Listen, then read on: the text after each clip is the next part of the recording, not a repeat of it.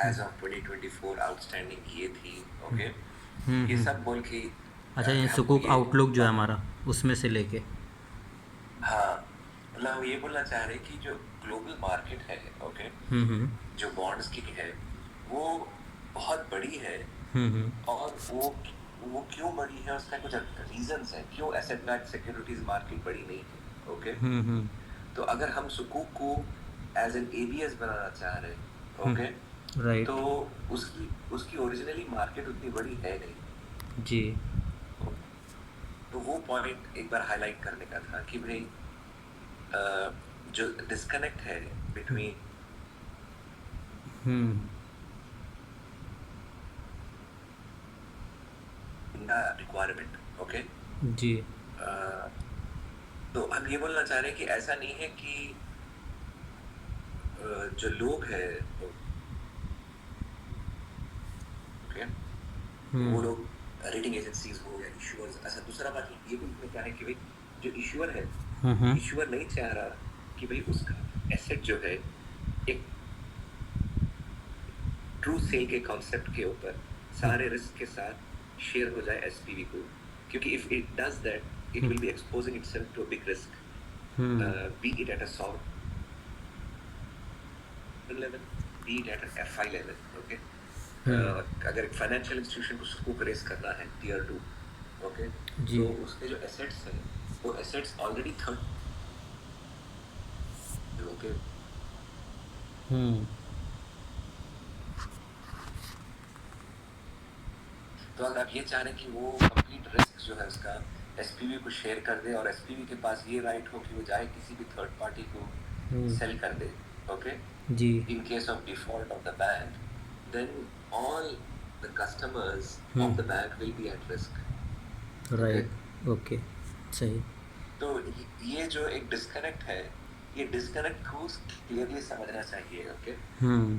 कि और दूसरा जो इन्वेस्टर्स भी है, हम्म। investors are investing in Sukuk at two levels. One is at the treasury management level, other is for long term investments, हम्म। जैसे pension funds है ये।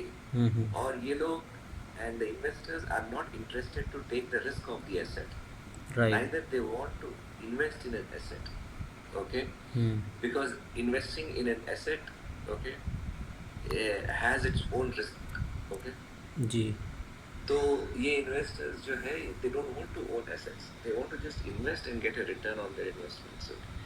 तो और एट द सेम टाइम तो ये भी बोलने का है कि भाई ये ना इन्वेस्टर इंटरेस्टेड है एसेट ओनरशिप में, हम्म। ना ही इशूअर इंटरेस्टेड है एसेट को बेचने में।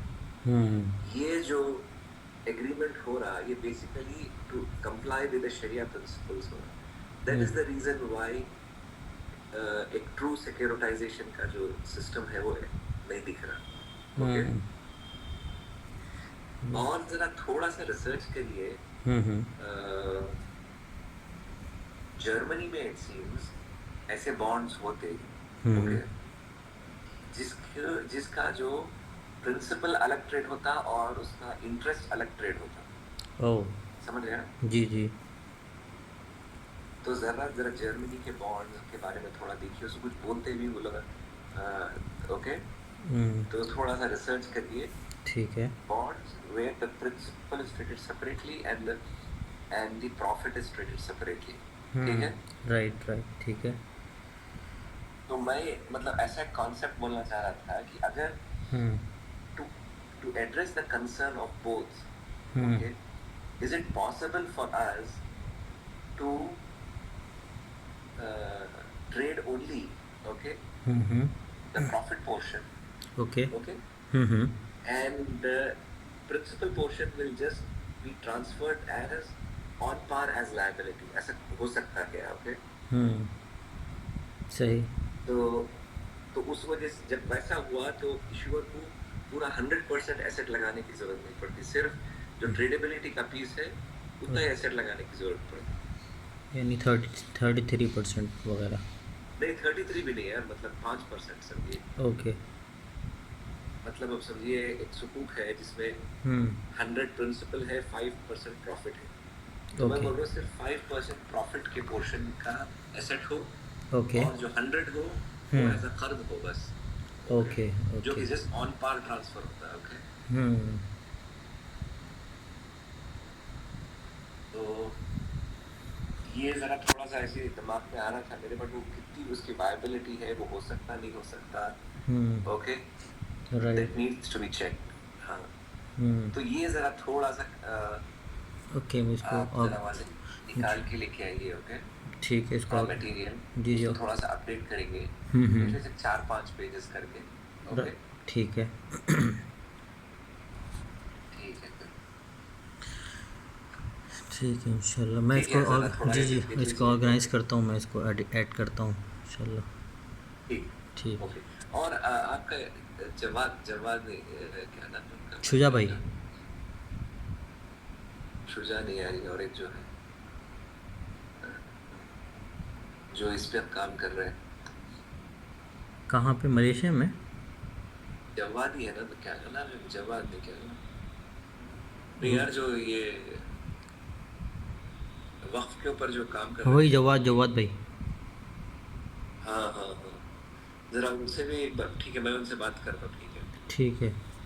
वो ओके। और मलेशिया में अभी कौन है? हाँ, जवाद भाई भी मलेशिया में हैं, और भी हैं, एक उवैस भाई हैं मलेशिया में हैं, और एक शादाब भाई हैं, तो 3-4 लोग हैं मलेशिया में जानने वाले। अच्छा यार, ये मालूम करना था कि अब मैं कल जा रहा था, तो हम्म। कुछ बुक्स में मलेशिया भिजा देना सोच रहा अच्छा। हूँ। ओके, जी जी। तो किधर भेजाएंगे, किसको भेजाएंगे, ताकि that person picks up the books and then gives it to a publisher, फिर बात करके ये वो कैसा कोऑर्डिनेट कर सकते हैं? ये तो पहले तो हम रखवा देते हैं किसी के पास, मतलब वही यूनिवर्सिटी में ही, फिर जो है हाँ, बात हो जाएगी। मत हो सकता है बात करने में देर लगे, तो तो जरा किसी के साथ बात करके देखते हैं हम कैसा अपन वहां तक ले जा सकते हैं, क्या कैसा करेंगे, क्योंकि मैं अब जा रहा था कल परसों, कल आज जा अच्छा। रहा हूँ, अच्छा, तो मैं चाह रहा हैदराबाद हूँ जा एक रहे हैं। 200 मलेशिया भेजा दूंगा लेके। ओके, सही है। तो कार्गो वगैरह करना होगा, या तो कैसे भेजेंगे? हाँ, कार्गो ही करता हूँ। ठीक है, तो मैं बात करता हूँ किसी से कि वही आपके उनके एड्रेस पे पहुँचा दें, और वो रख लें, और या हाँ फिर उनसे जो है हाँ, किसी के ज़रिए बात करा के पब्लिशर वगैरह को। ये ये करीब में एयरपोर्ट वगैरह के करीब में वो रहते हैं शादाब भाई, उनके घर पे रखा सकते हैं, क्योंकि वो वहाँ रह रहे हैं, घर उन्होंने लिया हुआ है एक, ओके मल्टीमीडिया यूनिवर्सिटी में पढ़ा भी रहे हैं वो, उनके पास रखा सकते हैं। ओके, जी, मैं उनसे बात करता हूँ आज। जरा बात करके बोलिए ना। ओके, ठीक है इंशाल्लाह। और जरा ये भी चेक करिए कि इंडिया से कैसा भी जाए तो ठीक रहता है ये।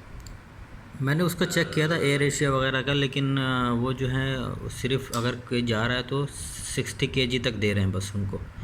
60 kg से ज़्यादा है तो वो कार्गो करना पड़ रहा है वो। अच्छा, तो जी कार्गो कर देंगे, नो प्रॉब्लम। ओके, जी। हाँ, तो that's fine, I can do the cargo, that's okay.